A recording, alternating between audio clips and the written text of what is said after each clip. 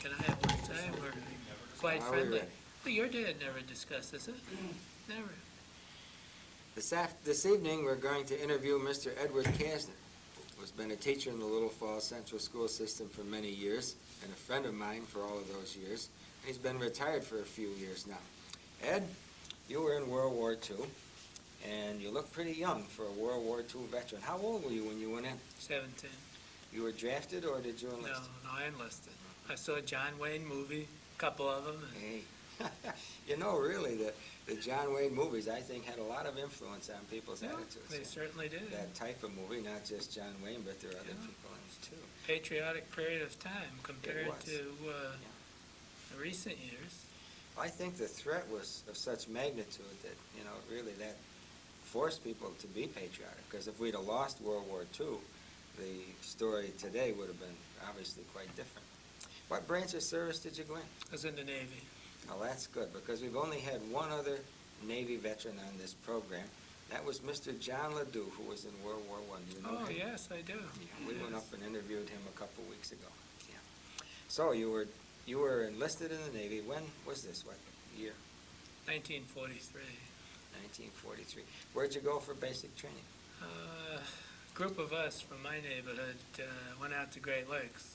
That's in Chicago, Mr. LaDue went there or in near World War Chicago. I.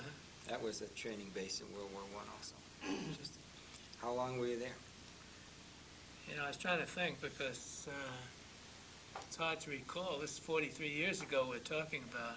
I think it was an 8-week training period. You remember anything much about it? Any? Well, I was in with a contingent of really young people. There were two types. People my age, 17, 18, 19, and there was a group of old people in their 20s, middle 20s. And I remember how easy it was for us and how difficult it was for the older men. And it surprised me how it could be difficult for anybody at that time, but I'm beginning to understand. Anybody in their upper 20s looks pretty young to me right now. Yeah. So then when you got out of Great Lakes, where did you go? Let's see, spent some time there, and after we got out of boot camp, we were given a leave. I don't remember how long it was, a couple of weeks maybe. I don't honestly remember. From there I went to Detroit to an electrician's school, stayed there approximately 4 months.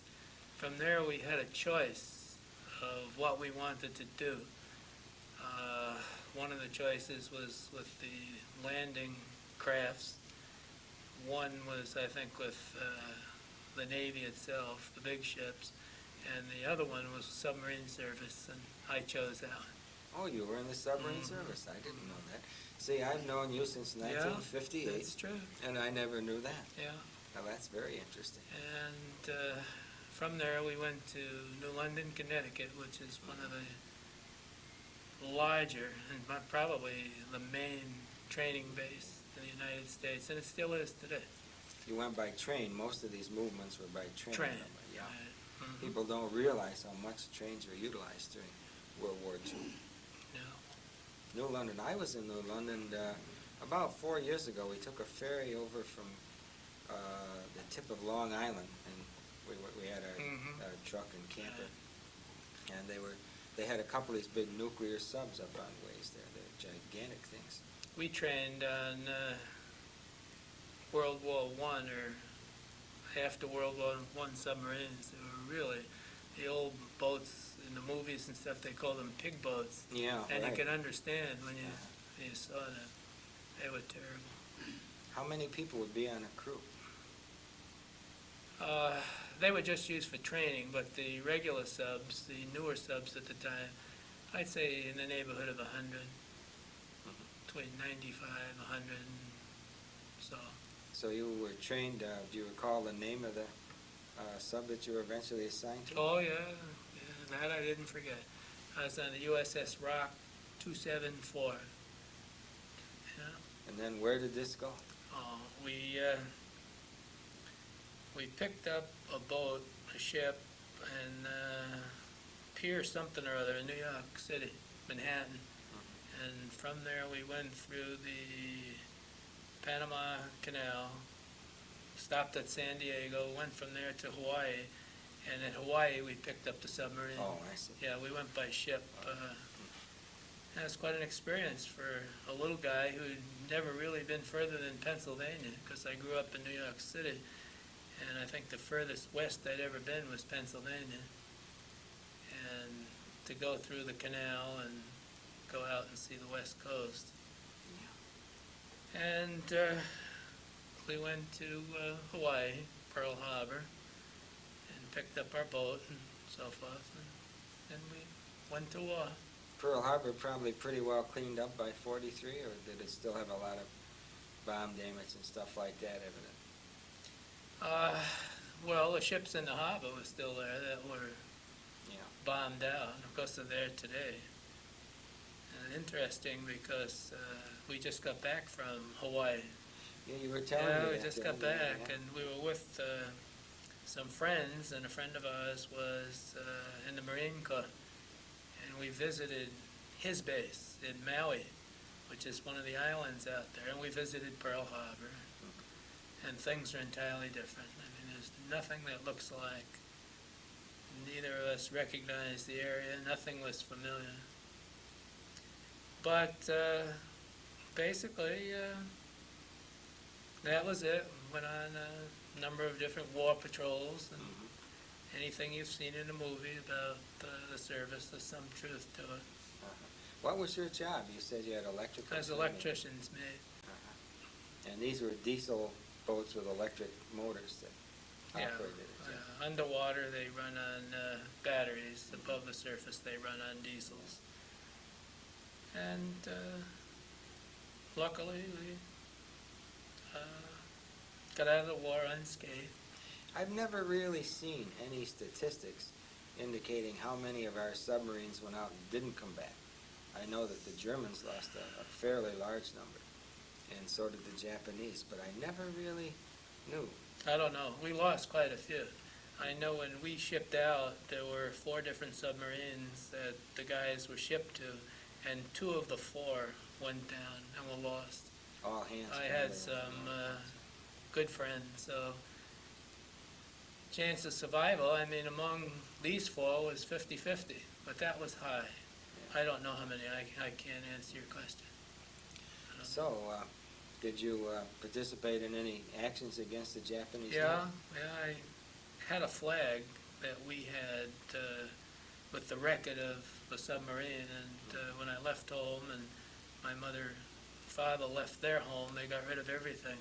Oh, So I don't have anything, but as I recall, the biggest thing we got was a Japanese destroyer, and got sampans, which are small boats, and got the freighters stuff.